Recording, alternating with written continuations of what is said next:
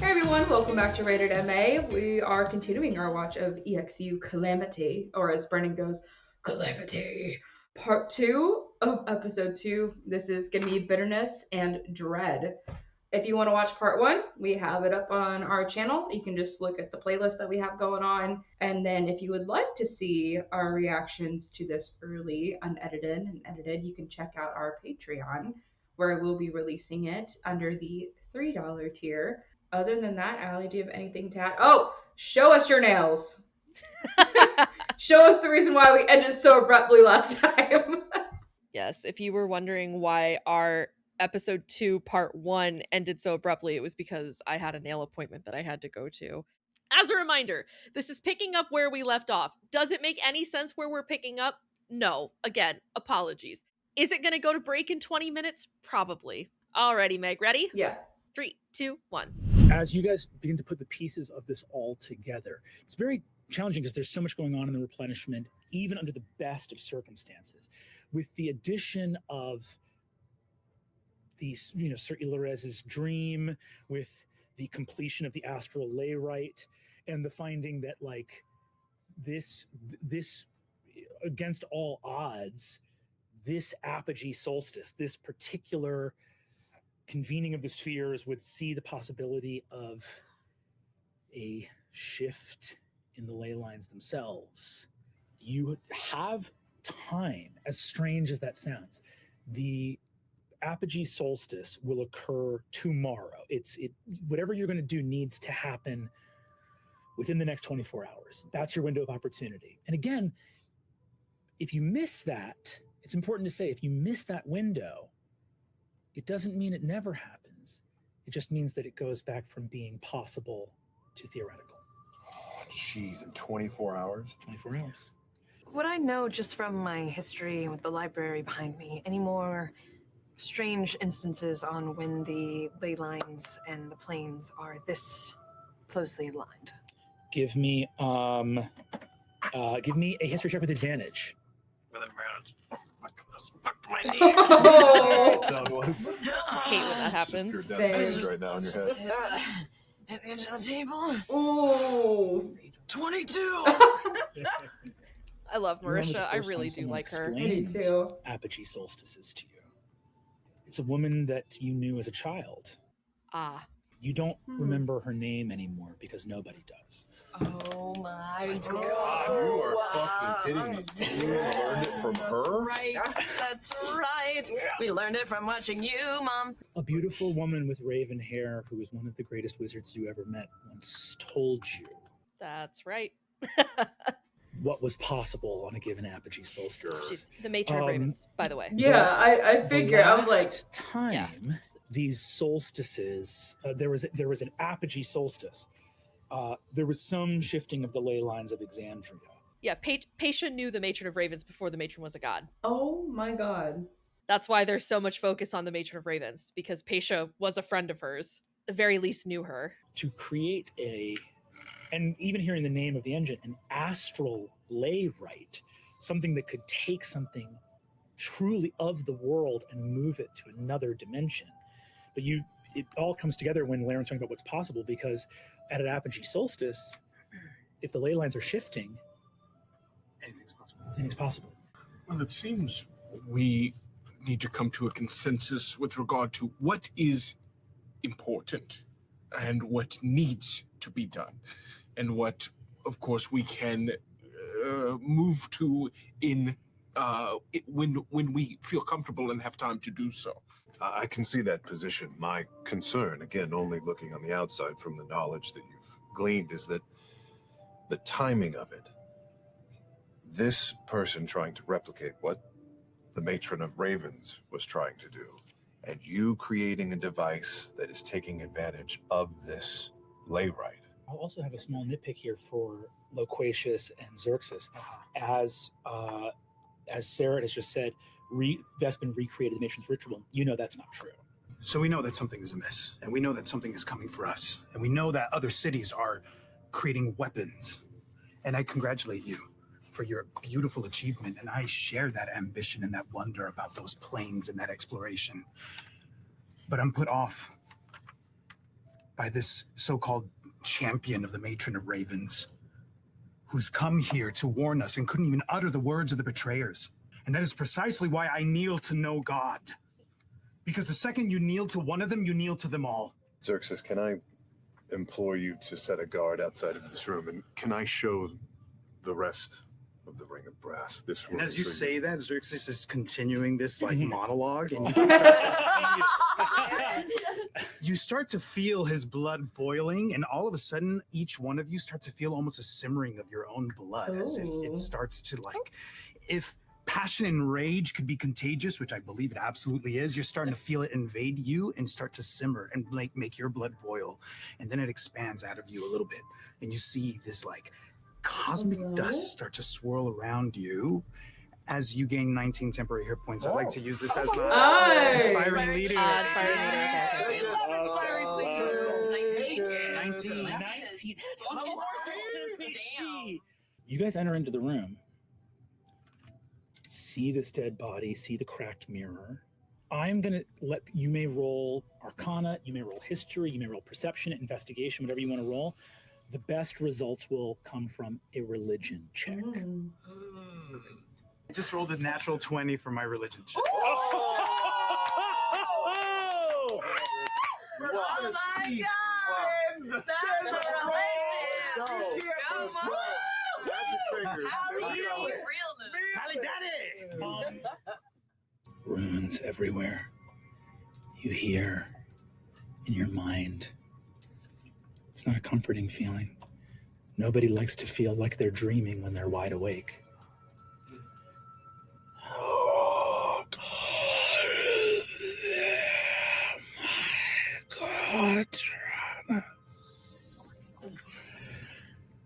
You see the inferno on his body, and you see the exposed injury.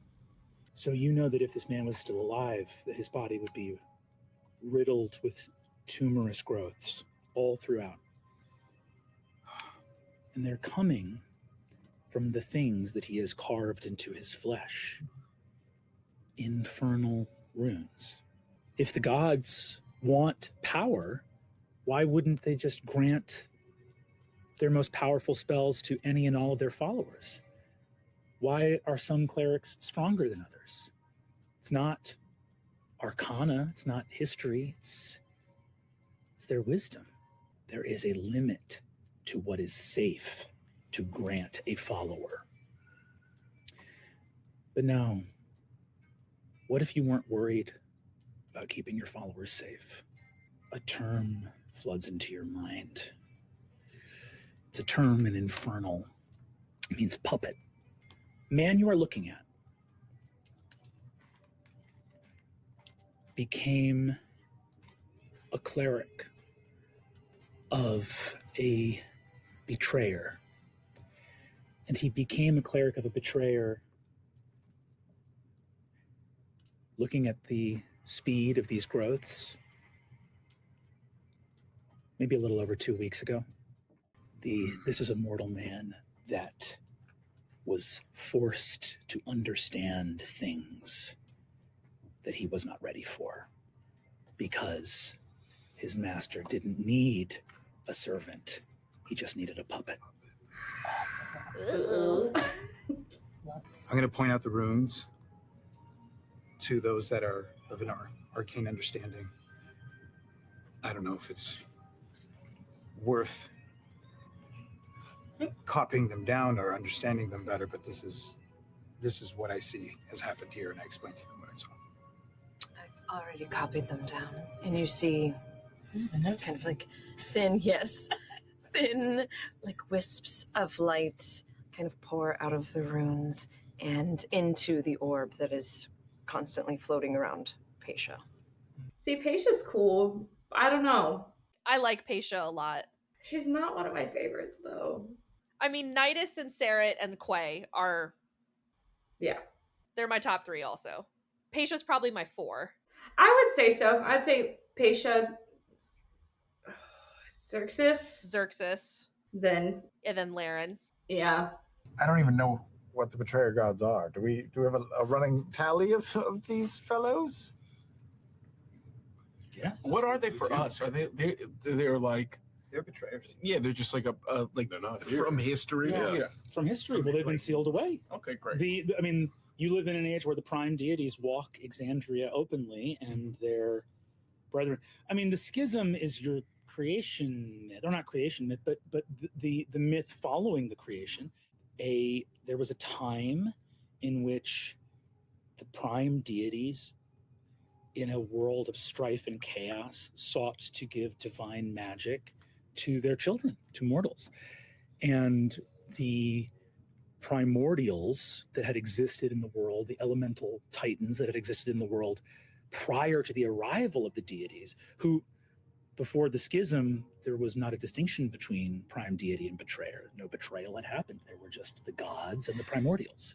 The gods fractured when divine magic was granted to mortals. The primordials rose up to correct that imbalance, and the betrayers joined the primordials against the cause of mortals. There's one more thing I want to do with this body. Mhm. I'm going to trace again with my finger the runes. Mhm.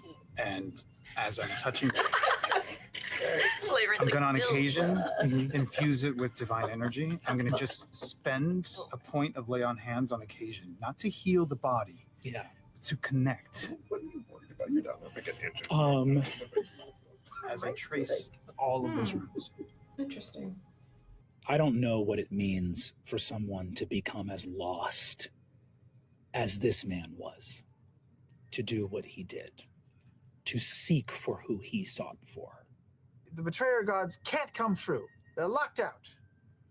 They can't get in here. They're stuck out, right? Mm-hmm. So, and we know that this lady became the matron of ravens. Yes.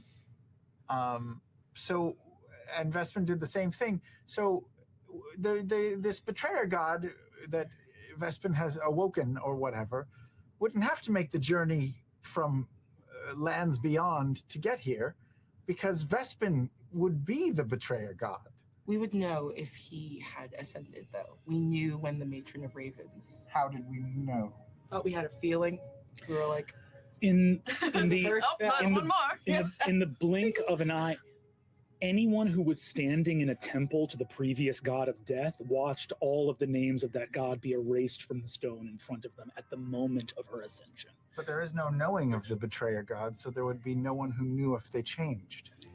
Except here we have evidence of someone who was drawing upon their power and was receiving it. So the line of that is established here. For being not human, you were thinking about human nature. You were thinking about the nature of all beings.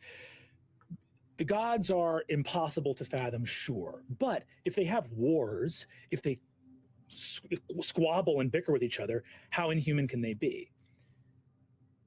If there is a puppet here, it's indicative of a conspiracy. And a conspiracy exists to accomplish something that has not happened yet. Something is at work, but not finished. That is what your opinion is. As you try to put the pieces together, Sarah is right. An infernal cultist came to the palace of the Keeper of Scrolls in Avalir. But that cultist came to do something, which means that something needed to happen. How the fuck did this motherfucker get in? Yeah. Is there like something I can do to like check? How did he? I'm assuming that I would have so many things set up in terms of like, you know, warning signs, yeah. breach points, zones of truth, you name it. You have divining stones. Divining you stones. go back through a divining stone effortlessly, and look through. Yeah. The security I'm looking at my cameras. smart home. Looking at your smart home. And the nest. on the next day, I'm looking at all the. Oh, what a feeling you have these set up in our world. A Hadmadad walked down this hallway. It was not in the livery of the Golden Scythe. It walked down this hallway and never came back out. And that Hadmadad had come as a porter carrying a gift of Dean Lucretia Hollow. The necromancer. Wait. She was the professor from the School of Necromancy, Lucretia Hollow. Oh. Carrying a gift of DNA. Wait. So when Lucretia Hollow showed up, she had a Hodmedad with her carrying a gift. That Hodmedad put the gift down, and being a Hodmedad that no one would care to follow or look at that much, wandered off, walked into this room, and that's the last you see of it. And you're in this room, and it's not in here. But there was an invisible cultist in here. That cultist was disguised as a Hodmedad and walked in here. And then when he got into the room, cast invisibility on himself and was waiting for the right moment. But the right moment never came because he got his throat slit by the senior site warden. Site warden is like the dopest name. I love that title. I like it. It's cool. Can I clock Dean? You see, there was a woman, Madara Glyph, was talking with her all night, but you don't see Lucretia Hollow anywhere here. Oh, look at Socks. Oh, it is a big baby. The one that I saw, the Hamadad that went boof. That was a different one. That was one of Nidus's. So basically, what happened is that one disanimated for reasons you still don't understand. But you heard that one saying Gordranus over and over again. But I mean, once again, just the coincidences, which I hate them. Had this little infiltrator. Yes, the Sphinx. The guild hall is relatively empty. It was not the Sphinx who did majestically during the parade of peace. Let's go find this gift. Yes. Let's go find this hollow. Great. And see what we can see. Go from there. All right. As all of you stand from your seats at the ivy table, outside, you hear... Oh, dude, no! The fireworks extravaganza.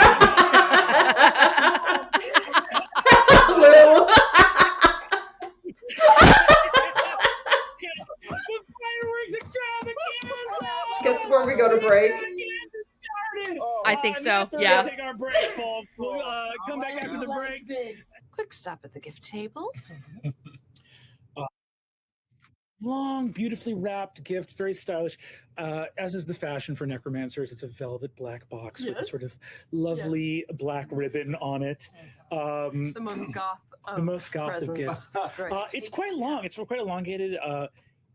You open it up and you see there's a small... Is it trapped? Is it a bomb? Is it anything like that? You don't detect any magic on it at all. No magic. Okay. Your cousin is dead. And in the center, in a little depression shaped for it, there's a small vial of a clear liquid. It's quite small, like, less than a mouthful. And there's a note attached to it. When the time comes, this will be the easier way out. All things end. Whoa. Lives, stories. Okay. adventures. Anyone who wants to give me a medicine check. Natural 20. Let's go. Got it. The reason you did not detect magic is that the faintly sweet, incredibly deadly poison within the vial is non-magical. Oh. Madara is standing there going like, it's of course love. I mean, the last, and sees both of you walking straight towards her, and you see she like swallows a full gulp of air into her stomach, just like just at both of your power and station. He goes, keep back, Kavika Starkane, hello. Follow me. That's so Eleanor. Where's the Gracia Hollow? So I'm sweating. She was speaking to me earlier, prior to Sir Ilores coming over, that she had invited the champion Pervan Sul to the gathering, which I thought very strange because she then quite grievously, made the guest uncomfortable, which is fine. I agree that the age of the gods is over, but. I think she wanted to make apologies to him because I saw her whisper to Magister Cormorant and say that she was going to follow him. And Oh, modify memory. Uh-oh. Detect thoughts. Let's do it. As she goes there, leave it to. Well, it's hard to tell who cast it, but you know it wasn't an enchanter because this modify memory was sloppy and it was done very fast. Madara saw Lycretia cast a spell, and either Lycretia or somebody else quickly, in the midst of a party, modified her memory to forget it. And you get to a memory that Madara can no longer access. Oh. You see Lycretia go invisible. To follow Purvon out of the room, and you see Magister Cormorant turn, who was also one of the people speaking, and you see Cormorant says, "Oh, Valedictine, can I speak with you for a moment?" and put a hand on her neck and begin to tap a somatic component to a modify memory spell. On her neck. Wow. The invisibility that Lycretia cast on herself was low level, the kind of thing that an attack or a spell gets rid of, right? The invisibility was about to fade because Lycretia was about to do something deadly. And then you see and hear Purvon as Lycretia and Xerxes run out. And because they ran out, Lycretia killed the spell. So Madara is standing in front of you and goes, sorry, I can't be more helpful, but then there was a moment, and then Magister Cormorant became quite distracted once again in her memories. You see, you see Madara speaking, and Cormorant literally reacts like someone tapped his shoulder, but you didn't see anyone tap his shoulder. And you see that it's like, and then he left quite abruptly as well. The Magister, I believe he said something about having to attend to some business in his offices, which is strange. On an evening such as this, a wonderful gathering, a party. Valedicting, you are a representative of the Abjura, and I find, frankly, all of your behavior tonight specifically to be sloppy. Sloppy. Go home. Oh, poor Madara. She didn't do shit. No, she did it. And I take the sphere in front of my face, in between me and Laren, and you just see kind of like a projection in the sphere of the memory that I pulled from her mind and play it back. The party moves on, but time is of the essence. It's getting closer to midnight. I do jump on to our walkie-talkies and inform everybody. Magister Cormorant has something to do with this, and word on the street is he can be found in his offices. We were planning on heading to the Hall of Prophecy to see if we might consult with regard to Xerxes' visions. Isn't it closed? We're going to see if we can open it. Okay. And if not, I had intentions of scrying on one of the prophets or the oracles I might be familiar with, that we might just go to them directly. Good. I was going to go check out my records on Can you hear him? Crespin Chorus. Yeah, was that him? I thought it was in the show. I was like, what the fuck was that? Are you coming with, or you're going to go to your place? 100% knowledge is Aw, the key. Socks I has feel a lot to the more we say. can learn about the man. Megan, your feather duster is making a lot of noise. Yeah, it is. I'm gonna roll. 1, 2. Oh no. 3, 4, No. 5, 6. See who we cut to? I know. Back to back. Back to back. Incredible. We're gonna follow you guys to the Herald's Tome. Did you roll a 5 or a 6? I rolled a 6. We keep records and also recordings, audio and visual of notable people from around the world in case we need to use them in upcoming stories. With your blessing, Brennan, I bring him to the room where we keep all of these sort of pre-recorded crystal shards that have these messages and information on them. Nobody's here though because everyone's out partying. So I'm trying to make my way and figure out the filing system. I haven't done this in years. Usually I have assistants who do this for me. It's a recording of me saying, it is with a heavy heart that I must report the death of Eldemir the Wise. His name was long, and he was a Highland. And I take it out. I stick in something else, and it's a pre-recorded advertisement. Come to Mulligan's Tavern. Mulligan's. The third best ale in Avalir, but the first best for making friends. Oh. Let me ask this. As you get here, you have so much stuff. I will ask for either history checks or investigation checks.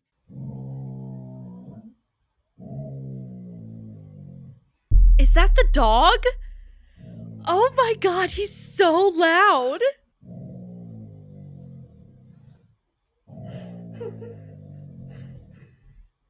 I do my normal thing, which is to investigate the space, look at things that may not be there, use the unerring eye, and just check it because it's after hours, but also if we're on a specific trail, who knows?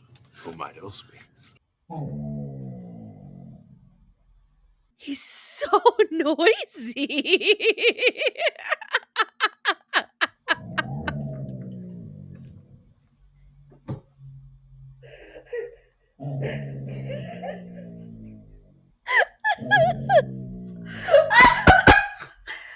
That is the loudest dog I've ever heard.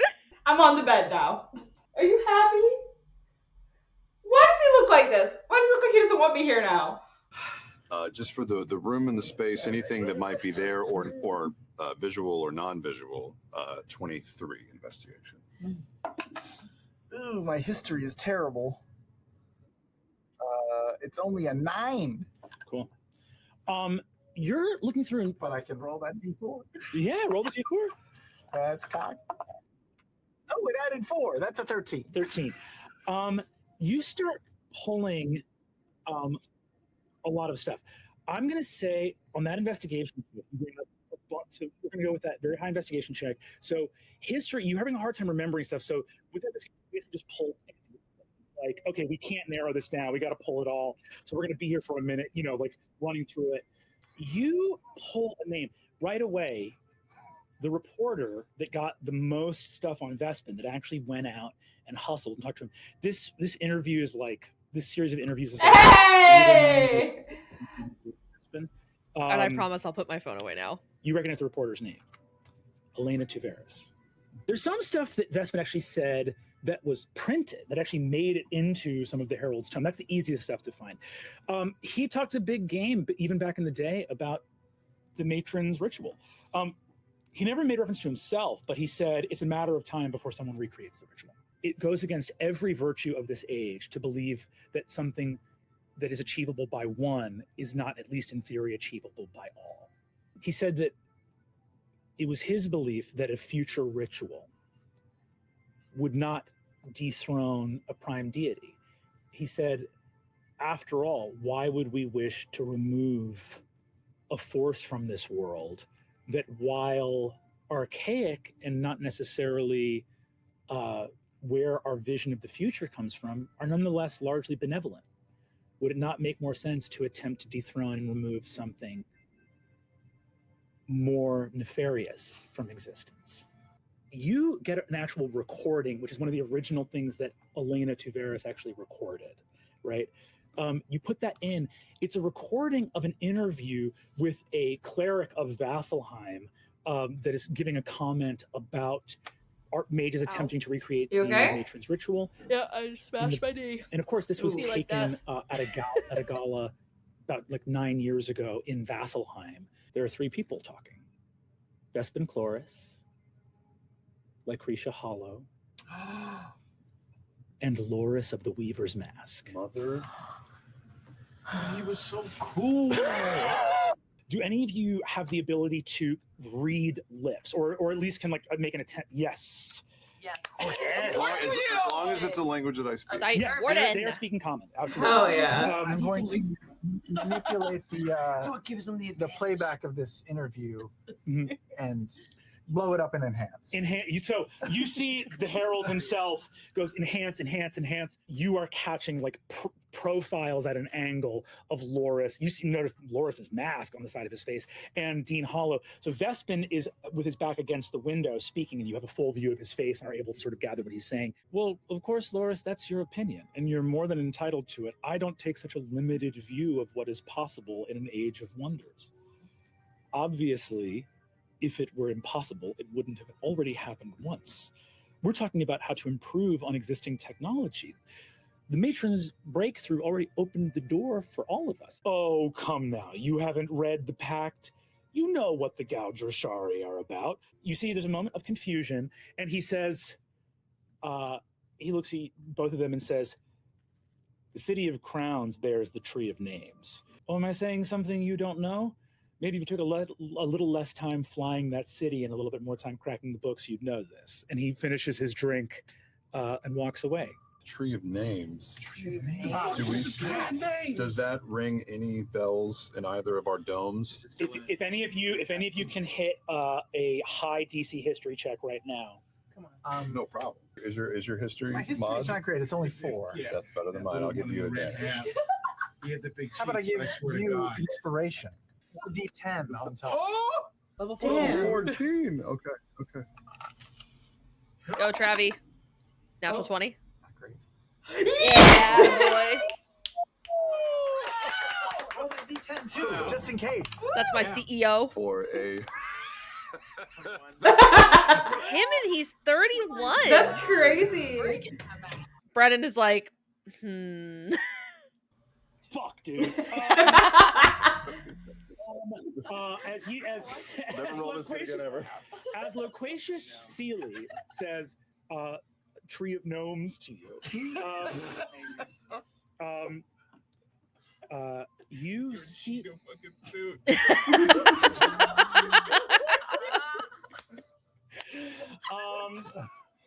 The Tree of Names was given as one of the central artifacts of Avalir, something that the eyes of Avalir must eternally guard. If its name were ever to be mentioned, that was an immediate indication that something terrible was, that anyone talking about it is talking about something incredibly profoundly important to the significance and safety of Avalir. The Tree of Names, I gotta honor in that 20. The Tree of Names doesn't get talked about as much anymore because it was protected 120 years ago by the arboreal calyx. Yes! Who were they protected by? The arboreal who? it's the arboreal calyx, Calix is what I'm writing down. Thank you. It's that thing that is sucking up like 50% of the energy that Laren needs. That Laren was like, what if I just destroy this? Oh! That's what it is. It's inside that. That tree is fucking important if it's not the core of something important. There was a tree in the palm of the betrayer god. You're right. And as Evandrin approached it, he knelt, and the blossoms from the tree caught wind and fell on him. And that's what caused him. I think that's what made him sick. Are we saying this on the group chat? I didn't say that in the group chat. We will when we're done with our investigation, for sure. I'm gonna say that you do share that on the group chat. As you do, so this is huge, I think he wants because dinner. the thing at the center of the arboreal calyx. Do you want to pause? Vespin Chloris No, it's talking too about early. clear knowledge. Okay. I'll wait a little Just bit let me know. longer. Rituals of ascension and God. So that's very critical. And immediately upon hearing it, you go, yeah, arboreal calyx is a wizard name. The Tree of Names, that's something older. That's Oh my god. that's something older. Arboreal, like arbor. Arbor, yeah. Yeah, he said it to us earlier. Yes, he did. Yes, it's been there the whole I didn't even realize that Marisha put on the shirt. Now, so It's real nasty. It's real nasty. Thank God for that nat 20. I swear to God. I love the stink. I swear love to it. Sarah, As you hear over your telepathic bond, you hear Xerxes talk about the dream, Evandrin, his husband the previous first night. You look, and the clue you notice that has nothing to do with the records you pulled is that you see the rest of this file, this like gilded box that has rows of gilded placards within it, and it's all of the work of Elena Tuveris, this reporter. At the back of it, you see a compartment labeled Evandrin Altera, and it is empty. Uh-oh. Oh, that's no good. Sock, stop sniffling me. You know what? I'll go ahead and feed him. This is gonna be miserable if I don't. We're going to pause right here, which is probably a good place to pause because it feels like there's a lot of lore being dumped right now. Are you hungry? Yeah? Yes. Oh. Do you want dinner? Alright. I'll be back.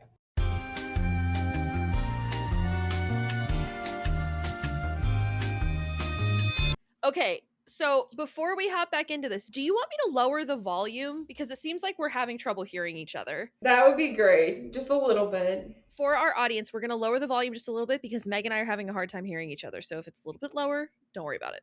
I'll bring Loquacius's attention to it. This is odd, don't you think?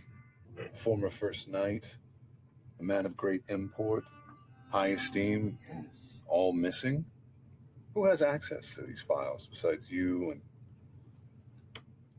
Well, Elena, the reporter who gathered this stuff, she doesn't work here anymore. You wouldn't know where these files could be. She could have taken them with her or destroyed them, or they could have been misplaced. I'll give it another look. I don't know. We move from here to the Magisterium. You arrive in the Magisterium. As you arrive, you walk through vast doors leading to grand sweeping double staircases that go up to a massive parliament, a circular structure of various thrones. The thrones all surrounding the high thrones, the 8 thrones. You see there is the 7th throne of Grisaria Lucerid, and there is the throne of the 4th, which is Micah Cormorant's throne. It is dark as well here in the Magisterium as you approach. The private offices of the Magisters, again, of which there are 380. It is a massive chamber. The building is an enormous civic complex. Where would you travel as you arrive at the Magisterium, Paisha and Laren? The question is, do we just walk right up to his office? The Magisters. Or is there a more strategic approach here? From what we know from before and what we just heard, he's much more of a threat. So I would caution. We should be stealthy. I don't think this is a conversation. I don't think so either. You see Magister Cormorant's office. Doors closed. Can you see any lights on, any shadows? You see no lights on inside. Nothing? Nothing. Do you happen to have a knock spell handy? I can do you one better. I summon Construct. What's the biggest, dumbest statue in here? It's mine now. I'll have it, thanks. A statue of a spell knight behind you in the wall. We answer the call of the architect. Open the door. The door is blasted off its hinges and scattered into a darkened office. Architect Arcane, as your construct smashed the door in, you heard something in here. Oh. Uh-oh. Show yourself. Show yourself. Roll He's initiative. going to... Roll initiative. Oh no! It is wizard time. We have the beautiful Paisha and Laren. You're so cute. Oh my god, I haven't seen your face yet. So cute. Look at you though, in your signature. That they're about to Yeah. just- Look at us. Together we look like a blue raspberry Pop-Tart. Yay! So, first to act is going to be Keisha. The door has exploded off. You've walked into Magister Cormorant's office. There are tables, fireplaces. You see some teleportation daises here for porting around the city. And there's some papers. There's a chest in the corner. Other documents are around. But you are first to act as Laren says, show yourself. Nothing has happened yet, but you feel a crackling of arcane energy and Laren's certainty that there is someone in this chamber. Do I sense a spell being cast?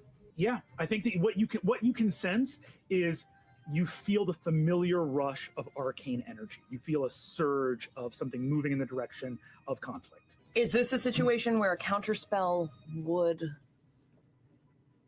count? The ruling on, I believe, counterspell is you attempt to interrupt a creature in the process of casting a spell.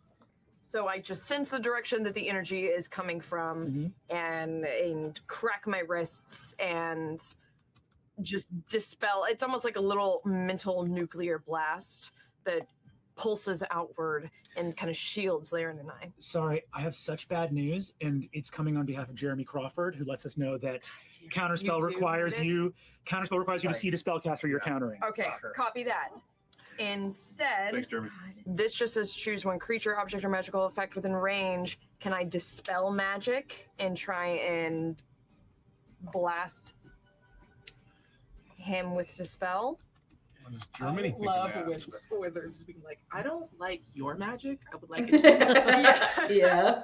No, choose one creature, object, or magical effect within range. So because you cannot detect it.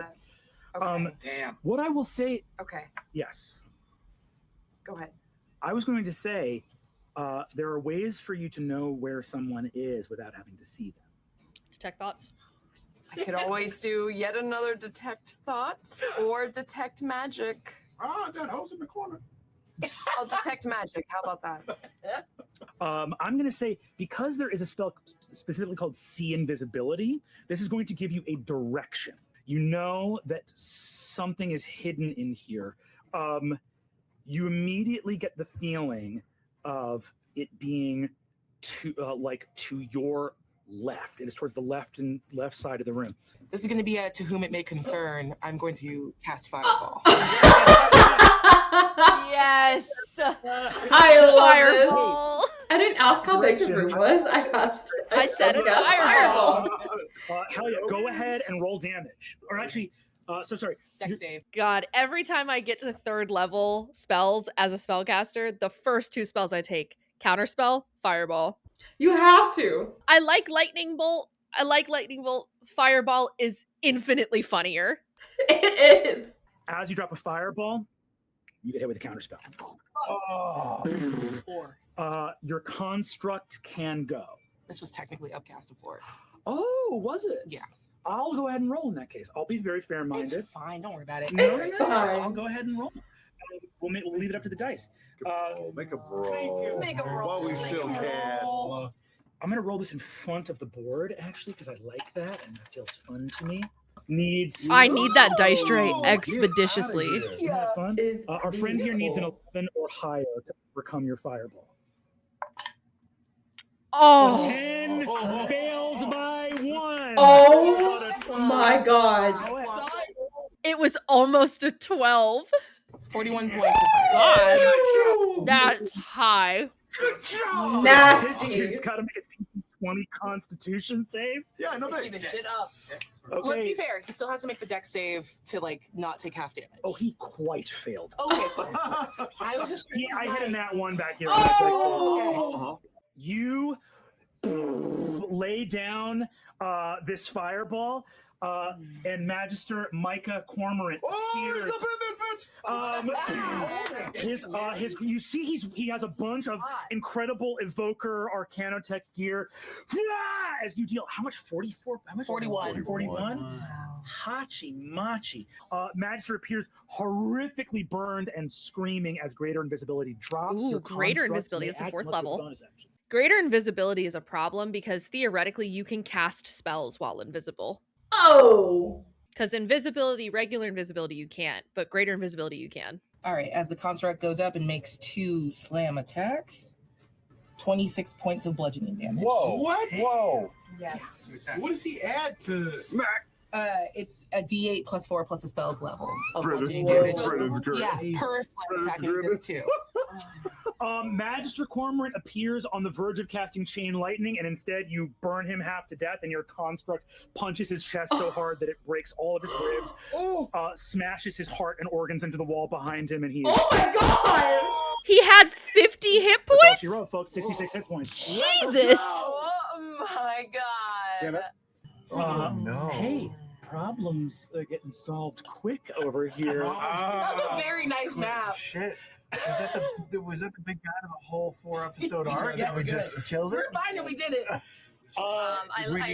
I jump over the our walkies and I go, hello, yes, Brassring. We accidentally killed the Magister. It wasn't. Which Magister? Were you able to speak to him? Yeah, get meaningful information and intel out of him? That's what Xerxes is for. Xerxes? Did you kill him or just knock him unconscious? No, he's dead. Okay. Okay. Cormorant is dead. However, you're in his office. You're in his chambers. The construct stands guard here. Detect magic. You scan over. Give me an Arcana check with advantage with the detect magic up. 29. 29. Nice. These the teleportation daises in here have been tampered with. The seal has been broken on them in terms of their registry with the Porters Guild. One of the runes written in Draconic, which is a very classical, easy language to do arcane writing in, is not Draconic. There's an infernal rune carved hastily into the dais, hidden by an illusion. And you don't think he's been leaving. You think he's been inviting people in. Oh! I think we found our leak. I would love to say that I'm looking broadly about like Vespin and his stuff. I'm looking for my stuff. Looking through the files here, what you see is that the stuff that the late Magister Cormorant was interested in was your stuff. Oh. You see a lot of this is about magical law. So it's about the nature of the pact. And you see that there is a scroll pulled from the Librarium Magisterium, not your library. This is the Library of Magical Law. You find a letter composed on ancient 100-year-old birch bark. Tree of names. You sort of can infer what it must be responding to. In effect, in many more words, the letter says, "The wizards of Avalir have proven time and again that they do not see limitation. I wish that I could trust you. I wish that my order could trust you. I wish that we could, in good faith, tell you of the tree's purpose. Even if you kept your word, the wizard behind you, if they knew the nature of the tree, I can only imagine would see all that they could do with it and not what they could do for it. Please, simply tend for this tree and do not ask again. We cannot trust you with its secrets." After the matron's ascension, basically the city landed a year after that, and the druids all came aboard Avalir and said, we need to update. we need to. And you find records here in this place. Prior to that, the Tree of Names stood alone in the chamber of the Calyx. You see there's like an ancient piece of ritual about the Emperor Raoshan and the Empress Kamort, which are the primordials that the Dawnfather and the Wild Mother defeated at Mount Igora and sealed away. Mage hand out all of these scrolls, and you see kind of this similar silvery strand kind of sucking the text out of the scrolls, making a copy as it zips into my sphere, which is each one we come across. I'm copying and pasting. We move to the Hall of Prophecy.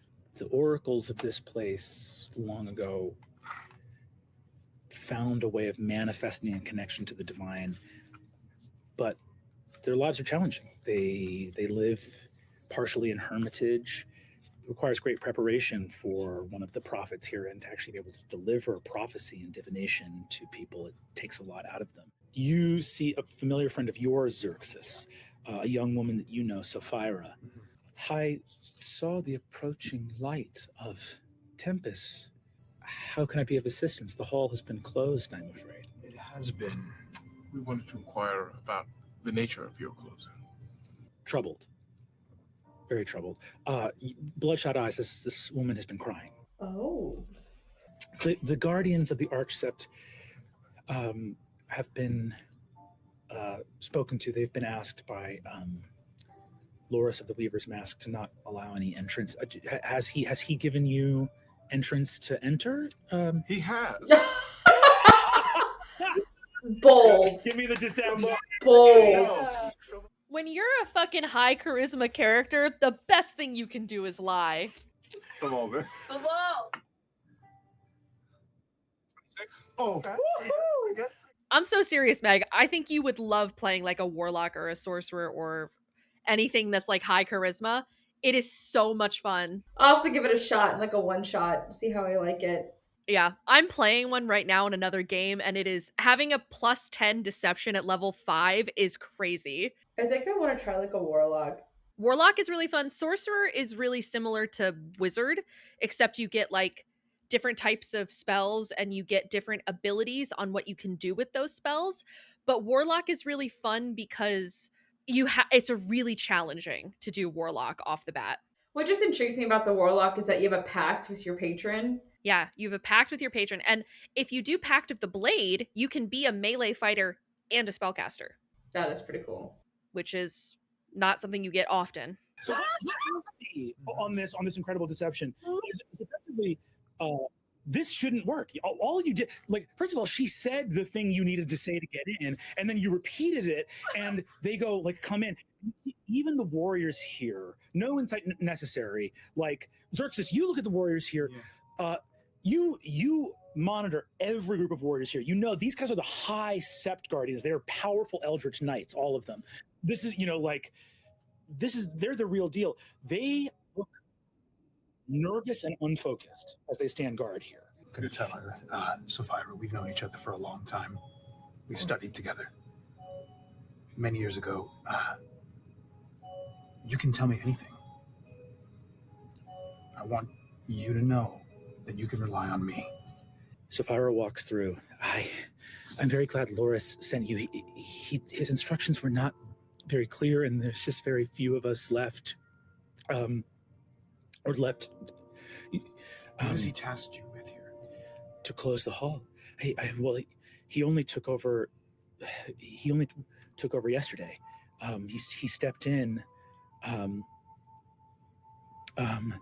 He stepped in after Velusia of the Heart's Emblem. Yes, she's stepping down, I've heard. I'm just gonna kind of put a gentle hand on her shoulder and tell her, just to reassure her. She's left Avalir forever. Oh. What caused that? She looks over. You see over near one of the teleportation daises that are like the intercity, the ones you've been using to get around. You see that there is a scar of soot on the ground in a circle. You see? What? No way. That's where she broke her staff across her knee and renounced magic forever. Whoa. And who was this? Because it cut out. So Velusia was the one that Paisha was told about in the first episode by Loris. I'd have to check my notes. She was the one that was the apprentice. She was a part of the Ring of Gold. She's the apprentice to the old Elminster that was leaving, and they were indicating that Paisha maybe could take that apprenticeship theoretically, I think. Yes. About 2 weeks ago, there's no other way to put it. Oracles started going mad. Oh. Carwyn. She went first, and hard. She started speaking false prophecies, babbling. Her oracular vision failed. Everyone who tried to heal her went mad too. Oh. We reached out. We reached out to the Octothurge at first, and just asked if there was. We reached out to the chair of divination, which is the closest, the school that we interact with the most, and they immediately conferred with the Ring of Gold. Velucia came and for the past little over a week was helping us try to understand this. We thought Carwyn might be well enough to come back out, and we let her take a walk. And she turned to the other oracles and Xerxes, it's just me. Oh. It's just me. You're the last one? Yes. The rest are being kept safe. Because they've all lost their minds. Safe from themselves. What was it exactly that caused Valeria to renounce magic? I don't know. It was an argument she had with her contemporary. Loris. Yes. All I remember her saying is, if these gifts harm us, then we should not accept them. She said that to Loris. Yes. You see a staff was sundered here. She broke her staff. She broke her arcane focus. It would not have been a magical item. It would have just been a staff that she had been using as her arcane focus. Broke it and removed her ability to perform magic. There's no way emotionally to describe the weight of what you're seeing. It is, especially for someone who loves magic as much as Nidus, it's probably nauseating to comprehend, to consider. Yeah, I'll stay in the entry chamber, keep an eye out, close to the thing. You see that Sapphira leads you to Carwyn's chamber. You see that Sapphira looks and says, if there's anything else you'd like to look at, I can show you the bathing chamber, perhaps? Yes. Well. Let's go take a bath.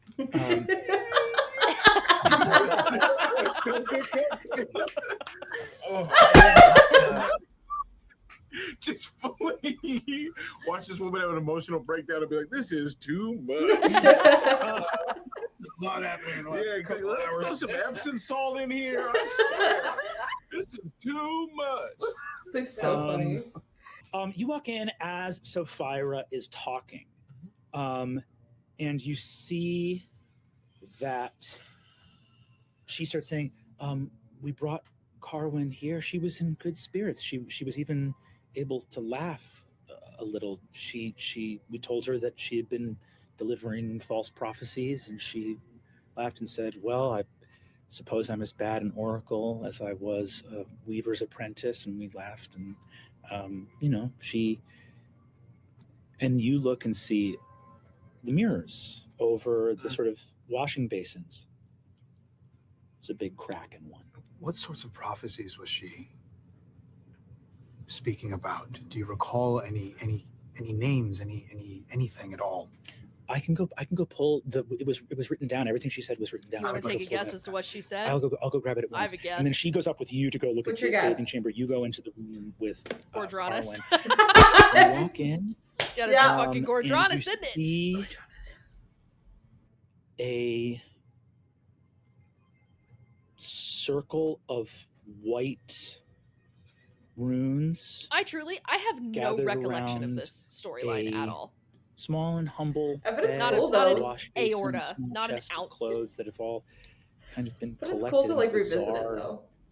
It a is. room I love it so compressed, much. and all of the furniture that would be up against the walls instead compressed into the center of kind of a circle. You walk in to look into the bed. Nothing is pulsing. You see there's an object under the bed, though, kind of centered under the bed. It's a small hand mirror. But is the mirror cracked? I'm gonna. I want to get a good look at it. I'm gonna walk around. Yeah. And take a good look from every angle. Look around to see if there's any other mirrors. Mirrors are a thing now in this place. It is true. And if I don't notice anything out of the ordinary, then I'm going to go to her, whatever side, if she's sleeping on her side, I'm going to go towards to the side of the bed that her face is facing. So it could be turned to me. Mm-hmm. And if I don't notice anything from that little walk around, I'm going to very gently call her name. You do notice something in your walk around. Oh. As you get beside... Can I activate something? Yeah, go for it. Divine Sense. Yeah, dog. Sorry. I'm so nervous. So this time, so I reach out instinctively and I touch. I have tucked inside of my armor. I pull out a stone, a necklace, and there's two. One is a name stone. It's essentially like a dog collar. It's given to the first knights. I have one that's mine, and I have another one that's Evandrin's that I kept with me. I pull them both out and I hold them in my hands just because out of impulse. You look at the edge of the room. Illusory or not, there is this place has like a lot of association with water. There's a lot of like water feeling in this place. And you see there is a wall that has a stream of water pouring down it. Very slight, making almost no noise, almost like those slate fountains that just have a sheet of water coming down them. You look into it. You activate your divine sense. You've never detected anything fiendish before. Or at least, maybe you thought you did. But it was nothing compared to this. In the reflection of the bed, in the wall of water coming down the dark stone, lights reflecting, Carwin is not in the bed. You see a horned figure in red, bleeding and dying in the bed. I'm approaching. Do you approach the wall or do you approach Carwin in the bed? Well, my divine sense didn't ping the bed. I'm just seeing this be revealed. It pinged the wall. Oh, yes. Carwin has a slight celestial presence just due to being an oracle. The fiendish presence in the reflection overpowers everything.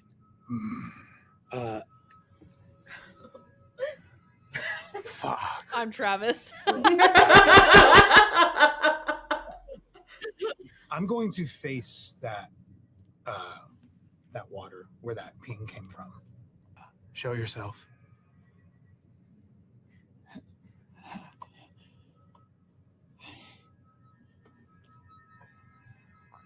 I can't. Show yourself.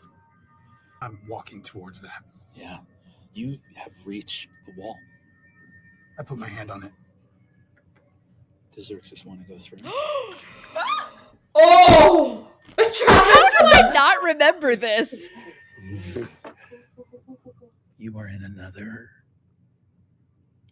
time, another realm.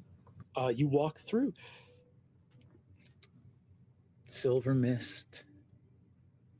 A bed soaked with blood, and you smell the smell of blood, but you see a wheezing, rasping devil. Same one. Same one. Now your size. Now the size of a man. It's all right. I can't really die. So you don't... I'm not in danger right now. It just hurts. That's all. What's happened to you? Well, you came in before the Dawnfather could destroy it. So that was real?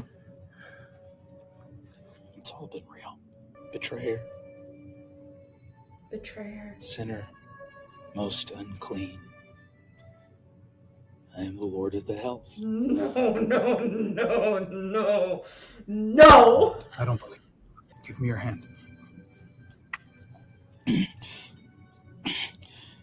And he puts a blood-soaked hand in your hand. Feels weak. Feels... I heal him. I cast cure wounds on him.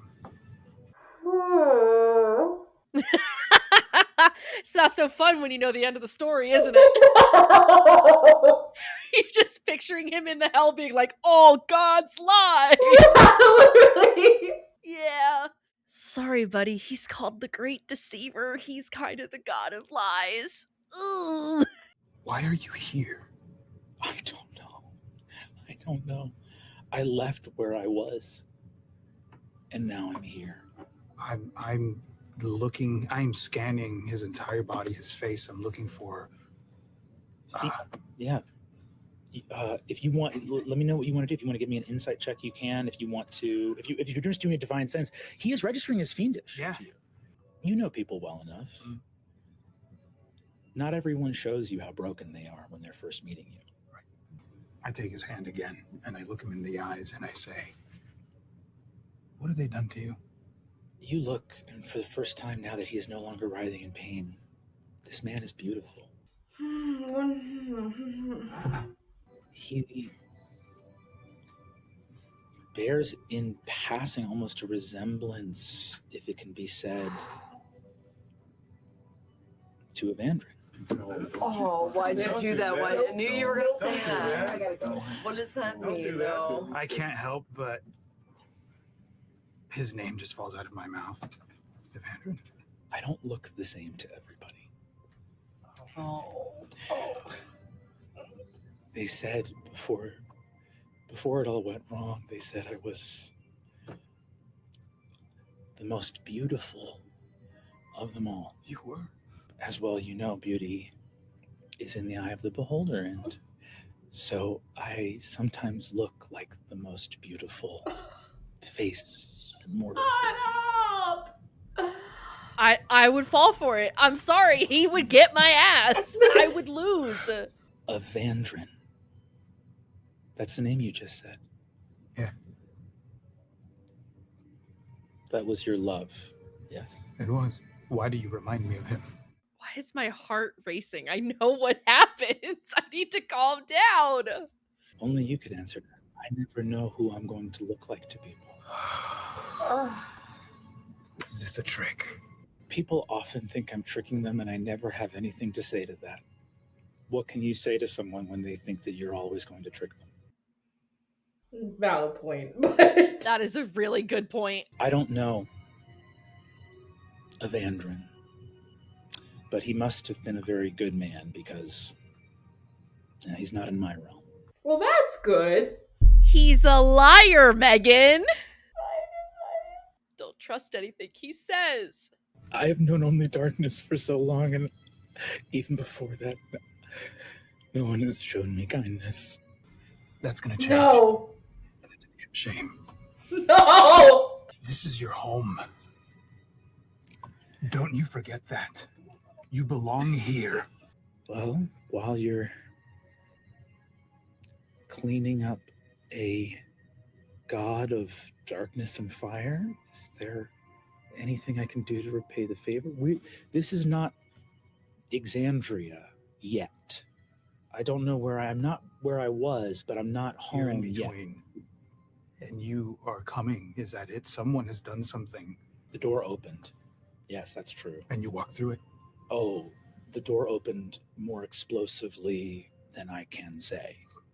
It opened and we all tumbled out. It was not... Travis? It was not a kind place. Travis said, huh? We came to a young world.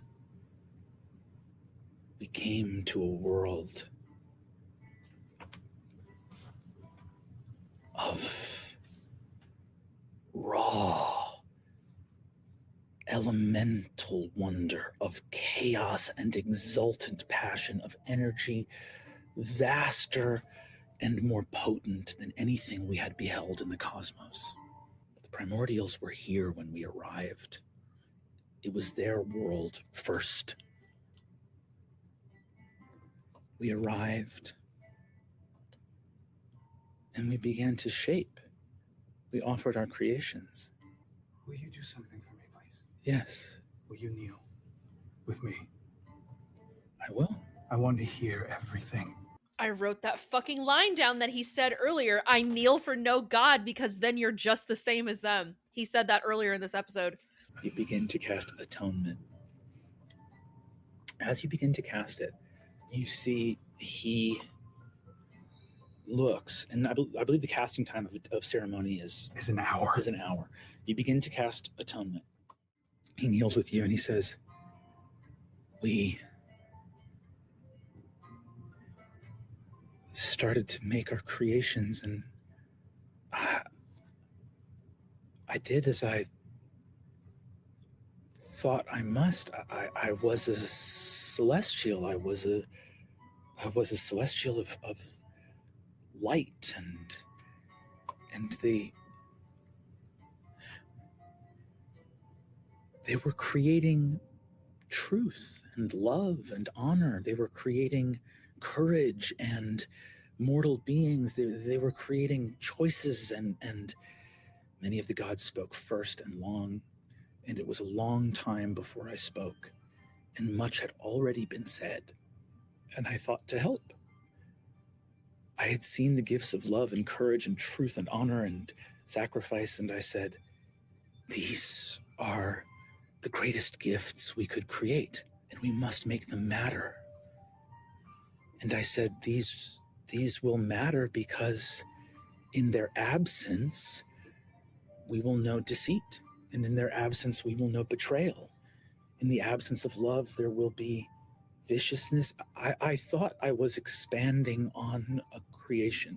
And then years passed and time passed, and the gifts I had made,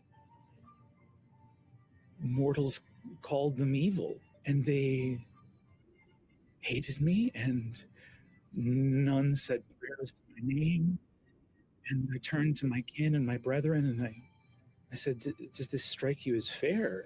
None of them said a word in my defense. All were happy to watch as my gifts were not seen for what I intended them to be.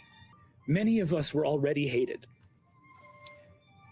Many of us already were seen as something worse, something abominable. In that time of pain and sorrow, they then stepped forward and gave more gifts. They gave magic. The primordials, they were giving the ability to shape reality to the things that they had used their ability to shape reality to shape. We had already lent on the hospitality of the primordials enough. We had lent on it enough. The primordials rose up against them, and the Prime Deities, as they called themselves, stepped in to fight them. Our promises were to the primordials, and we were called betrayers! Easy. I have been burning for so long.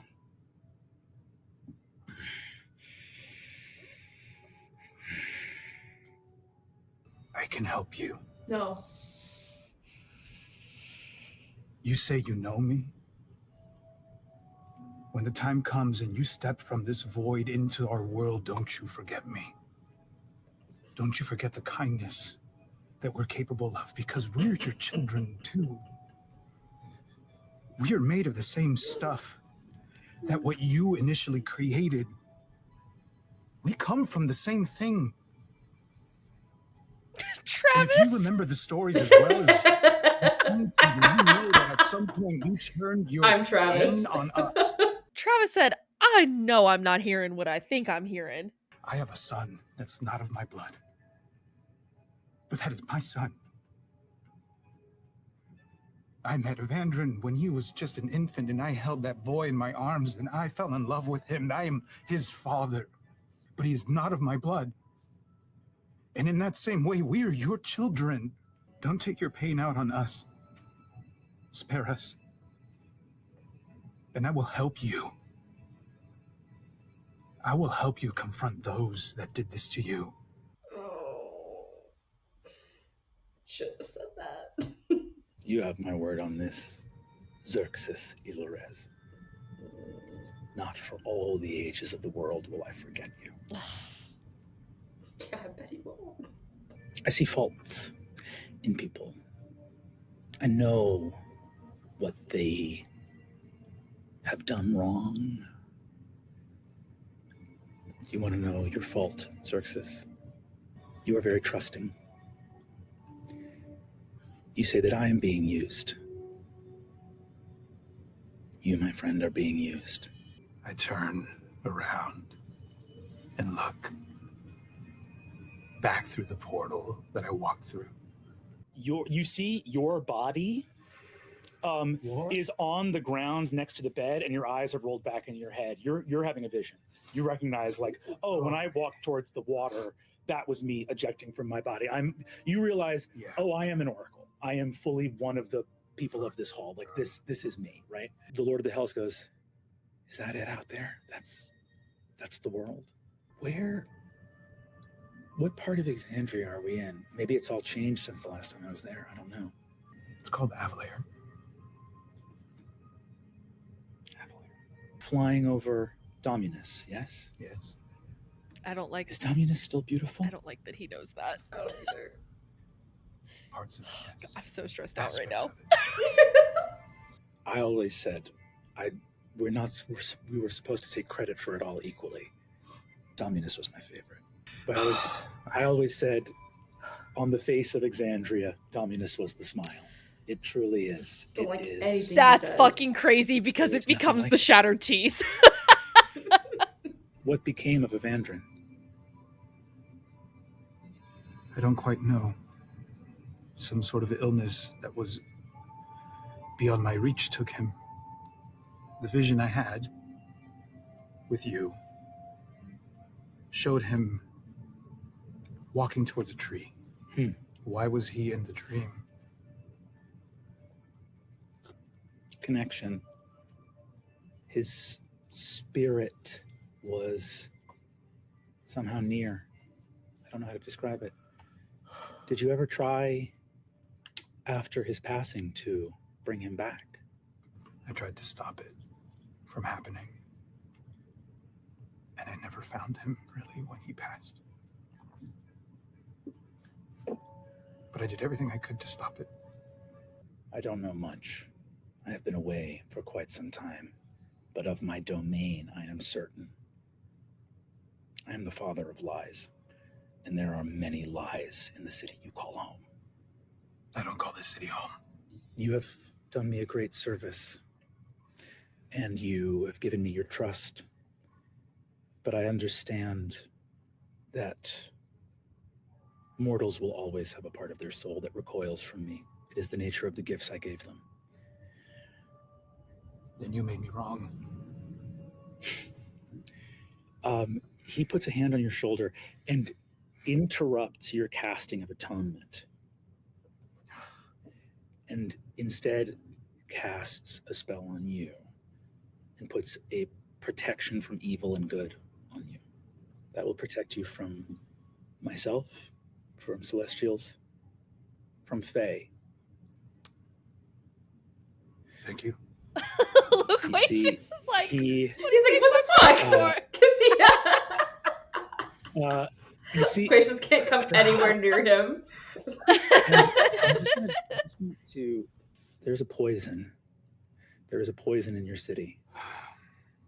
And I think you know the shape of it. I start to step away from him and I walk towards the portal. Mm-hmm. And as I start to step through it, I turn around and I say to him, come find me. No! me when I'm a fucking idiot. Oh my god! Out in the chamber, because that you have been occupied for a moment. Sapphira approaches you. Guildmaster Nidus, this was the first. This is fun. This is fun. The promise of the premise. You see that you comes over and says, "This was the first prophecy." CVS Pharmacy, Lou, remember to text it. Get your booster shots. Get your booster shots. No, it should be there. I got it. You got it. The stars are leaving us. Our hands cannot reach. The limbs of the tree can no longer scribe the name of our deliverance. We will soon be as broken as our promises. Avalir shall fall. All shall fall. And from our folly will the hands that forged the world banish themselves from the broken things they have made. Oh. This was deemed false. Yes. Oh, we spoke to a member of the Octothurge, and we delivered it and said this is the prophecy. And the Guildmaster of the Guild of Divination decreed that it was false. Because it obviously can't be true.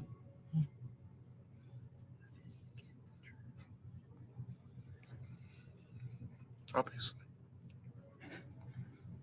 That was the right decision, wasn't it? Something went wrong. They all went mad. I think it is best that we continue to consider that false. Guildmaster, is everything all right? Yes, of course. I'm sure as soon as Xerxes leaves, we'll be on our way. Everything that Loris wanted us to take care of seems to have been handled. As you're leaving the Magisterium, you get a ping on your ring of masks from Akami Ro, the helmswoman of Avalir. We are in position over Kath Moira. All is well. We are now at the intersection of all three ley lines. And as of this moment, descent has begun. Hooray! Descent. No, nothing of note to report. So, at this point, the entire process is automated. We've begun the protocol, so the Brimstone enchantment is working. The ley rudder, I went to go deactivate the ley rudder because we don't need it anymore, but there's a block that had your signature on it, so the ley rudder is still active. Go ahead and leave that active. I'm going to stay here just in case. Obviously, the whole rest of the process is automated, but just in case anything. Nope. Mask goes neutral. Uh-oh. Fuck. Okay, a bad thing. Just we have to go to the helm now. Now.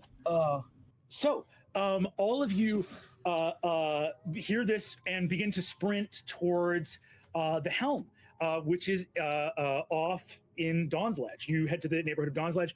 As you begin to convene on that, flying, teleporting, moving in as fast as possible, you begin to move through the streets.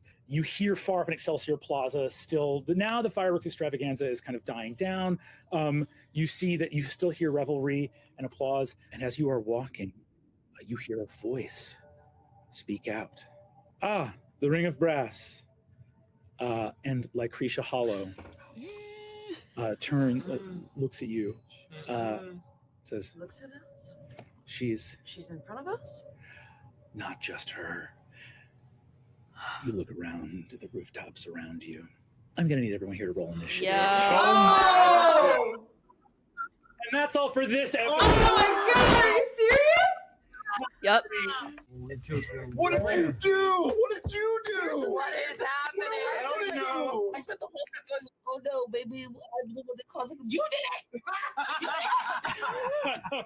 I remember, is it Thursday? Is it Is it Thursday yet? Hey, I'm wearing the shirt. This is Thursday now. Is it Thursday yet? Thursday is the next show, and we want to know if it's Thursday yet. Poor Brennan. I'll take. Meg and I are going to do a super quick sign off here because Meg has to go let the dogs go to the potty. Meg, real quick, how did you like the second episode? I loved this episode. It's actually my favorite one so far. So Oh, really? Oh, okay, great. I love this episode. It was awesome.